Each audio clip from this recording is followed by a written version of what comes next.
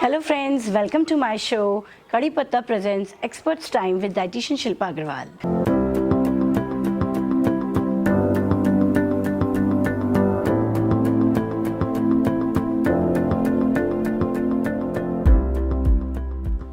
Thank you friends, मेरा first video जो कि डायबिटीज़ के ऊपर था, आप सबने बहुत पसंद किया। उसके लिए मुझे बहुत सारे कमेंट्स, बहुत सारी इंक्वायरीज़ आई। उसके लिए आप सबका बहुत बहुत धन्यवाद।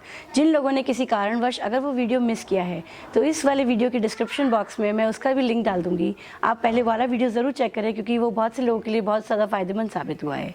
आज हम एसिडिटी के बारे में बात करेंगे।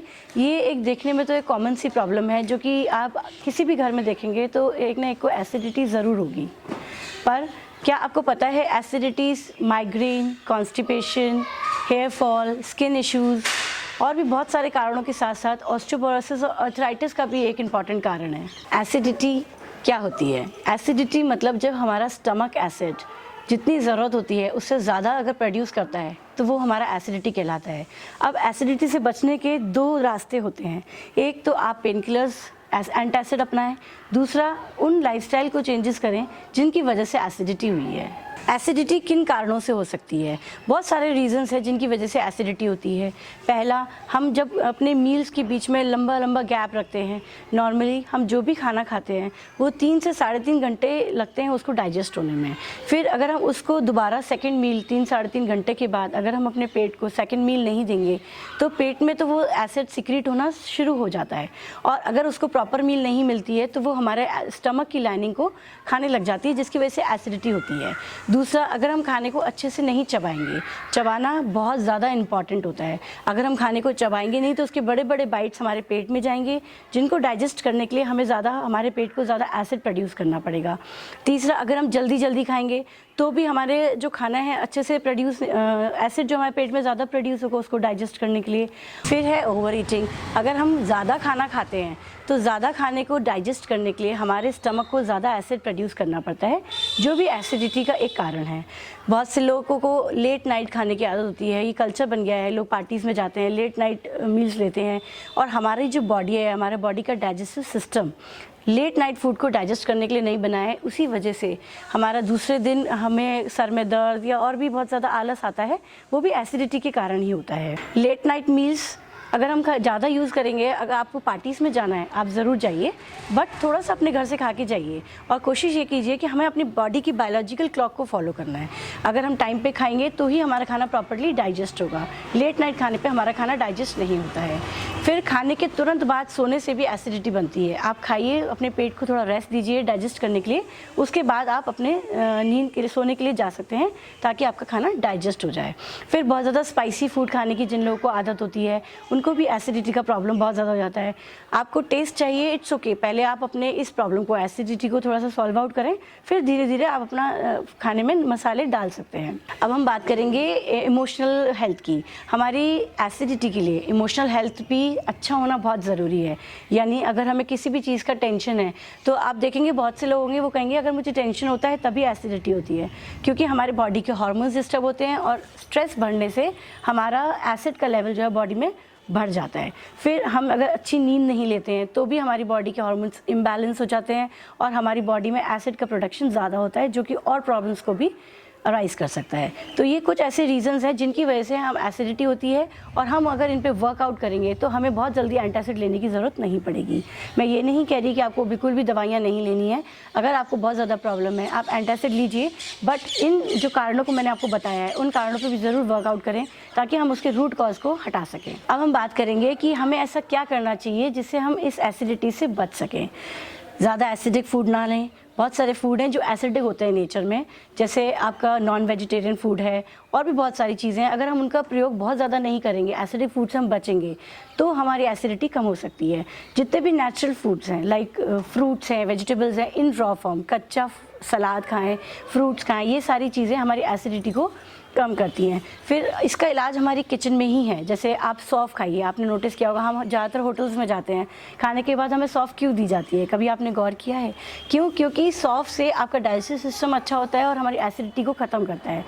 पहले के लोग हमेशा खाने के बाद गुड़ खाते थे, वो भी इसी वजह से क्योंकि गुड़ भी हमारी एसिड रिफ्लक्स को कम करता है। फिर आपका जीरा है, आपका अजवाइन है, आप अदरक ले सकते हैं, और भी बहुत सारी चीज़ें हैं जिनको हम अगर अपने डाइट में इंक्लूड करेंगे, लाइक दालचीनी है, हम खाने के बाद थोड़ी सी दालचीनी का पाउडर बना के अगर हम पानी में मिला के लेंगे उससे भी हमारी एसिडिटी कम होती है।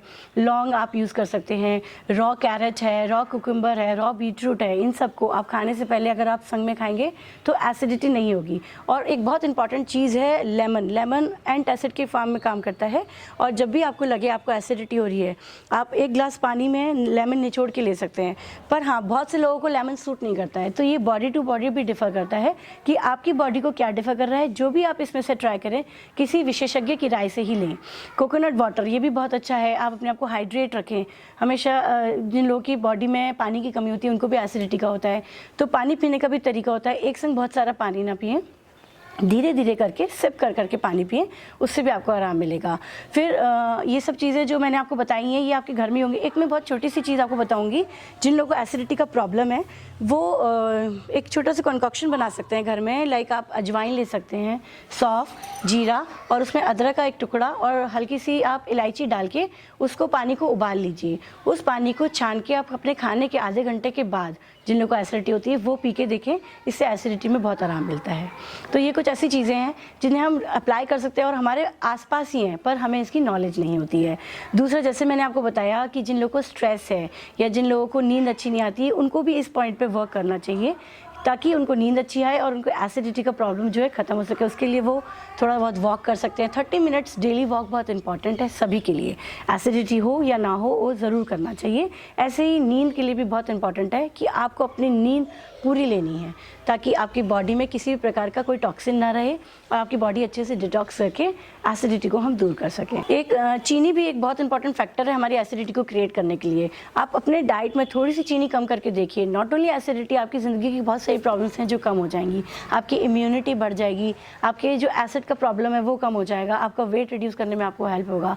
फिर आप बनाना खा सकते हैं, जिन लोगों को एसिडिटी का प्रॉब्लम है वो पोटेशियम रिच फूड खाएँ, जैसे बनाना है, आलू का जूस पिएँ, इनसे भी एसिडिटी बहुत ज़्यादा कम होती है। अब मैं आपको बताऊंगी ओस्टियोपोरोसिस और आर्थराइटिस किस प्रकार एसिडिटी से लिंक्ड है। हम लोगों को लगता है जिन लोगों को ओस्टियोपोरोसिस या आर्थराइटिस का प्रॉब्लम है कि कैल्शियम की डेफिशिएंसी की वजह से हुआ है, तो मैं आपको बता दूं कि कभी भी हमारी बॉडी में डाइटरी डेफिशिएंसी कैल्शियम की हो ही नहीं सकती, और ना होती। आप चेक करा के देख लीजिए, आपकी बॉडी में कैल्शियम की डेफिशिएंसी होगी ही नहीं, क्योंकि कैल्शियम हर चीज़ में होता है जो हमें ज़मीन से मिलता है।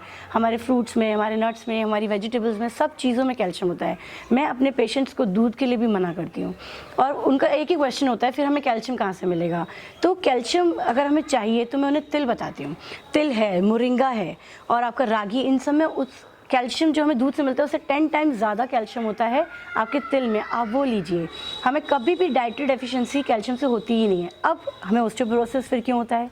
ओस्टियोपोरोसिस एक ऐसी सिचुएशन है जो हमारा एसिडिटी के कारण होती है। जब भी आपकी बॉडी में एसिड ज़्यादा बनता है, हमारी बॉडी में एक हीलिंग मैकेनिज़्म होता है जिसके कारण हमारी बॉडी खुद ही अपने आप को एल्कलाइन करने की कोशिश करती है।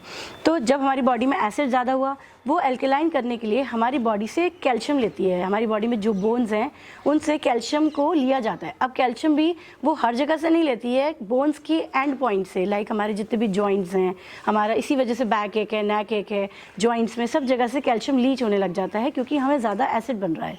तो जब हम वो जो कैल्शियम हमारी बॉडी से, बोन से निकला, उसको न्यूट्रलाइज करता है, हमारा जो हमारा एसिड है उसको न्यूट्रलाइज करने के लिए हमारे बोन में से कैल्शियम निकाला जा रहा है। तो वो कैल्शियम की डेफिशिएंसी हमें ओस्टियोपोरोसिस, आर्थराइटिस हमें बना देती है। और अगर हम ऊपर से फिर से कैल्शियम की टैबलेट्स लेंगे तो वो हमारे लिए और ज़्यादा घातक हो सकता है, क्योंकि हमारी बॉडी में वो कैल्शियम की ज़रूरत ही नहीं है।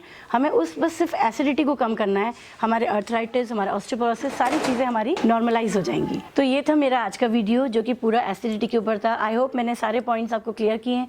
फिर भी अगर आपके कोई क्वेश्चंस हैं, क्वेरीज हैं, तो प्लीज़ आप कमेंट बॉक्स में ज़रूर पूछें। मैं अपना अगले वीडियो में इसके बारे में जितनी भी क्वेरीज होंगी उनको आंसर करूँगी। Thanks for watching my video.